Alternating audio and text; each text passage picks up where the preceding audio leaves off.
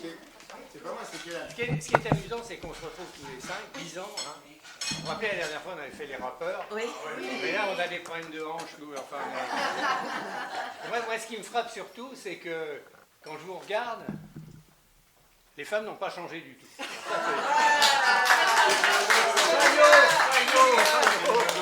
Fayot. Non. Et alors, j'écoutais, tout à l'heure, quand on prenait le pot dehors, c'était sympa d'ailleurs, tout ça. J'écoutais les femmes qui discutaient et elles disaient, finalement, Eliane, elle a une chance inouïe d'avoir un mari pareil. Et c'est vrai, enfin, les femmes disaient, il a un talent, mais pas possible. Alors, donc, il nous porte tort un peu, mais honnêtement, écoutez bien, il est chanteur, il est guitariste, parolier. Qu'est-ce qu'il fait encore? Il fait les alexandrins. Comme ça. Il est poète. Et alors, moi qui l'ai bien connu, si vous voulez, il faut savoir que c'est un sportif de très haut niveau. Hein. Moi je l'ai connu, la course à pied, c'est un brillant coureur à pied. Il a fait les 20 km de Paris, Paris-Versailles, le Figaro, qui était le Figaro. C'est pas le Figaro. Ça va, Louis. Ouais. Mais il y en a d'autres qui ont fait le Figaro, mais pas comme Jean-Michel. Et puis Jean-Michel, il a été aussi un tennisman remarquable. J'ai rencontré un de ses amis par hasard. Il m'a dit, Jean-Michel, quand il joue au tennis, on ne voyait pas les balles, quoi. Cycliste. Alors là, on va en parler longuement, parce que en cycliste, il a fait Paris-Pleumian, dans un temps qui ferait frémir.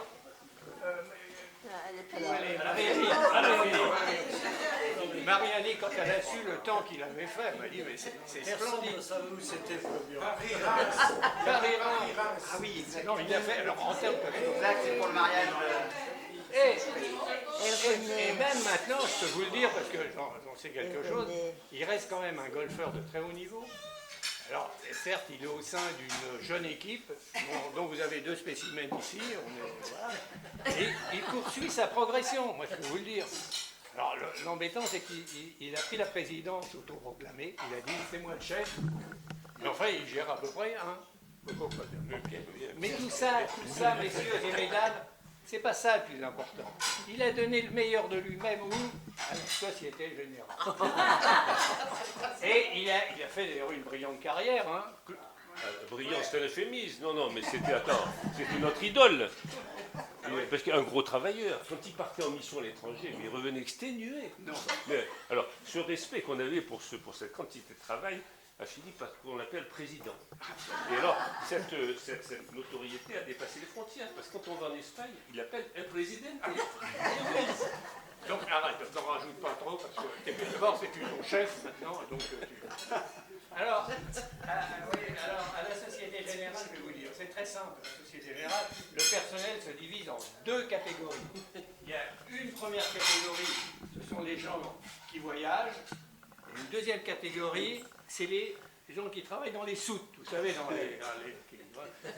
Alors, tous les deux, on travaillait dans les soutes, c'est-à-dire que Jean-Michel, donc, a beaucoup voyagé, il a voyagé partout dans le monde, et de temps en temps, il posait sa valise au Canada, en Allemagne, je crois aussi. Alors, en Afrique, c'est assez drôle, parce qu'il a beaucoup circulé en Afrique, il n'a jamais posé sa malle. Ça ne l'intéressait pas du tout. Alors, vous savez, il a un esprit quand même assez, comment dire, particulier. Pour nous narguer, il nous envoyait des cartes postales. Ce qu'il ne sait pas probablement, c'est que toutes ces cartes postales ont été gardées d'une façon religieuse par Colette, qui les gardait et qui les lisait le soir, souvent avec des larmes à l'œil, vous savez. Elle relisait ses... Ah, non, mais ne rigolez pas, vous-même, quand j'étais là. On fait voyager un petit peu. On a de la chance, Jean-Michel. Alors ces cartes, on voudrait vous en faire profiter un peu. On en a pioché quelques-unes, mais c'est peut-être pas les meilleures, dans la collection. Et je vais vous présenter d'abord la première, et puis je passerai la parole à mes collègues. Je voudrais vous présenter la première.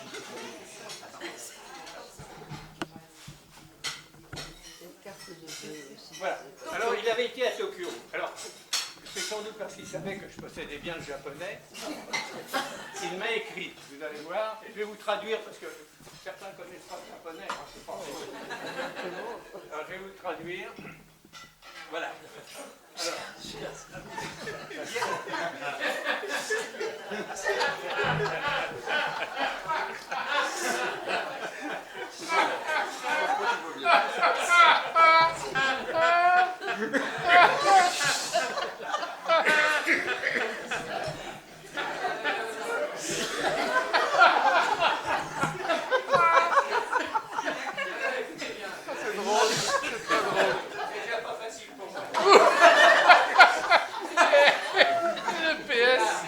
Le PS. il y a du saké, il y a des geishas. Tous les soirs je fais la java.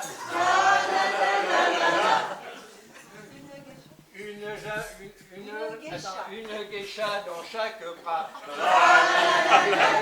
Alors, là, à partir de là, c'est quand même beaucoup plus sérieux. Il dit, j'ai toujours pas trouvé la porte de la Société Générale, mais je m'amuse beaucoup. Ouf.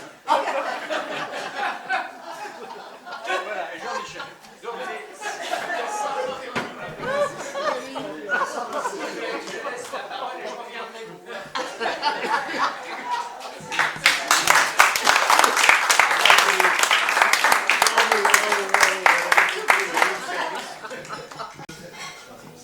Alors, sur la carte suivante, on ne va pas beaucoup passer le verso, mais je vais vous le lire, parce que Jean-Michel écrit bien, je préfère lire le texte que j'ai copié. Alors, Jean-Michel écrit « La banque est juste derrière les cocotiers, et la jeune fille attend que je ressorte de l'eau. 3 petits points. Un rêve. » Guillaume, tu peux zoomer sur la jeune fille, s'il te plaît, parce qu'on ne voit pas la banque, mais la banque, on s'en fout. Hein. Alors, il continue. J'espère que vous m'enviez quelque peu perdu dans votre grisaille parisienne. Bon, il a un côté particulier. C'est mon côté sadique, c'est lui qui le dit, hein, qui transparaît. En fait, je suis bien, et je travaille beaucoup. Bon, il faut le croire. Hein. Vous remarquerez que dans tout ça, on n'a pas vu la banque. Alors, à la Société Générale, ce type de mission à l'étranger, hein, où on envoyait quelqu'un sur les plages, ça s'appelait une mission d'inspection. Alors, donc, l'inspecteur allait sur la plage, il cherchait la succursale de la Société Générale, et il revenait, alors il en profitait quand même pour envoyer des cartes à ses amis, et il revenait et il faisait un rapport très critique sur ce qu'il avait vu à la Société Générale. Alors, texte suivant. Alors là, ça s'appelait le Tahiti Beach Comber. Et Jean-Michel écrit « Qu'est-ce que vous pensez de cet hôtel et du bleu du lagon? Certes, ce n'est pas mal, mais à bien réfléchir, je crois que le bien, c'est quand même mieux. Sans compter que derrière la colline, dissimulée aux yeux du photographe, il y a une banque, on l'a toujours pas vue, hein, beaucoup moins transparente que l'eau du lagon. J'y nage de mon mieux, mais comme j'ai l'impression qu'il y a des requins dans les environs, 3 petits points. Carte suivante. Là, Jean-Michel écrit toujours Tahiti, évidemment. Certes, il y a du bleu dans le ciel et dans la mer. Dans les lagons, parfois, il vire même au vert. Quelle vie mène-t-on dans un climat pareil? L'humidité étouffe, brûle le soleil. Les vainés sont là, ramollis avant l'âge. Et les traits alourdis composent leur visage. C'est des vers. Hein. Quant aux hommes adipeux, traînant sur les trottoirs, ils tirent péniblement des sons de leur guitare. Alors ça, c'est typiquement des réflexions de quelqu'un qui a passé trop de temps sur la plage et qui a manqué d'activité bancaire. Mais qui a compris quand même qu'en Bretagne, les femmes ne sont pas ramollies, les gens ne traînent pas sur les trottoirs et que le soleil ne brûle pas. D'ailleurs, avec Marie-Hélène, depuis 15 jours en Bretagne, où on a passé les vacances d'été pour la première fois, on s'est rendu compte que ça ne brûlait pas et que on a même vu, vous n'allez pas me croire, des gens qui se baignaient. Alors, ensuite, carte suivante. Alors là, si on change de continent, on revient dans le Pays Basque. Voilà. Et Jean-Michel écrit « Nous avons été sensibles à la poésie de cette carte où l'on voit un berger s'interroger sur le devenir de l'homme. Mais aussi, semble-t-il, sur le motif de la disparition de son troupeau. cela doit avoir un rapport avec le taureau.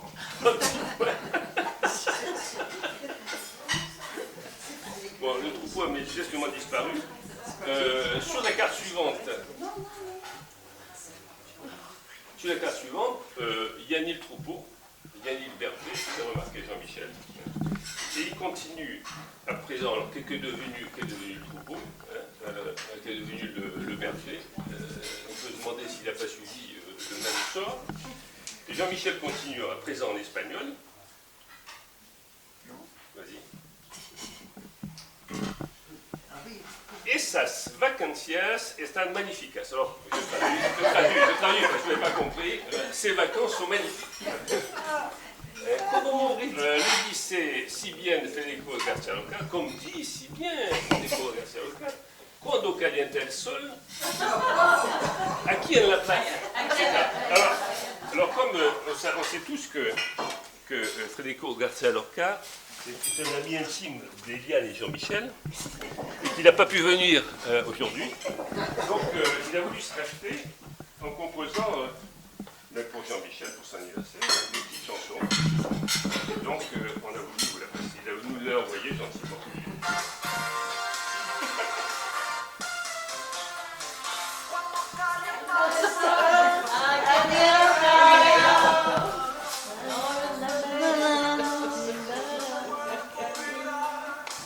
Allez, Jean-Michel, chante. Il est où, Jean-Michel? Allez. Ensuite, Hasta la vista.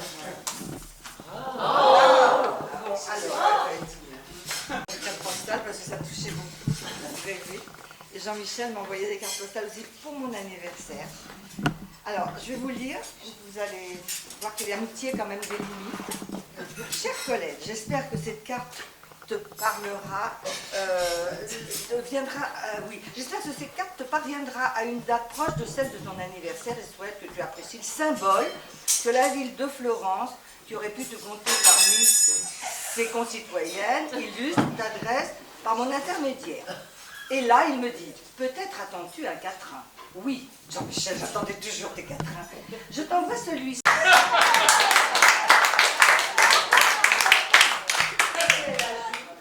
Mes attributions sont moins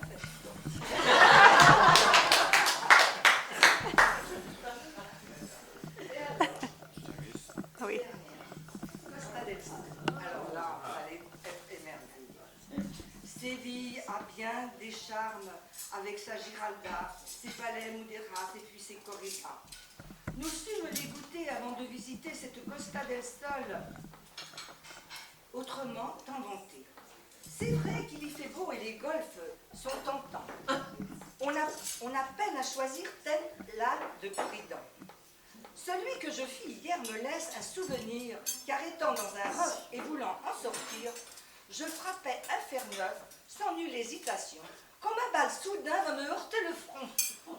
Je finis le parcours dominant ma douleur, car j'ai, attends, excusez-moi parce que j'écris très petit, car j'ai du cran faute d'être un golfeur. Au fond, mon front s'orne maintenant d'une bosse majuscule qui présente au regard un aspect ridicule. Tant pis, je vais aller l'exhiber à Cordoue, l'étape qui précède le retour chez nous. Les vacances s'achèvent, mais tant pis, car j'ai hâte de retrouver les amis autour d'un plat de pâtes. Patrimoine avec hâte, et je vois pas le plat de pâtes, c'est on va sans courir. Et la petite remarque finale venue d'Eliane. J'ai l'impression de passer mes vacances avec Edmond Rostand.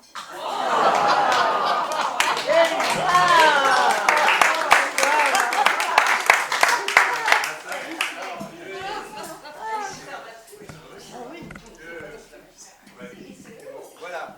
Donc là, on finit le parcours parce qu'on pourrait pas faire toute la soirée, mais là j'ai le souvenir très net où Jean-Michel, qui ne voulait pas perdre la main en tant qu'inspecteur, avait décidé d'aller inspecter l'agence des ESI. Donc il est parti à l'agence des ESI, sauf que cette agence n'a jamais existé.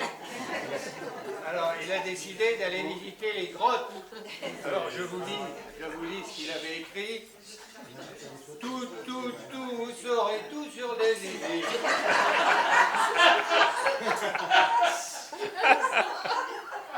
Non. Et alors, après, il y a son côté poète. Je ne peux pas m'empêcher de vous lire ce qu'il a écrit. Les grottes fourmillent par ici. Les Cro-Magnons se malapris en taguaient les parois la nuit. Côté culture, je vous aurais tout dit, mais il y a aussi des contreparties. Je pense au foie gras et au confit. Faut en manger. C'est ce confit. Pour tout cela, faut de l'appétit. Vous saurez tout sur les zizi.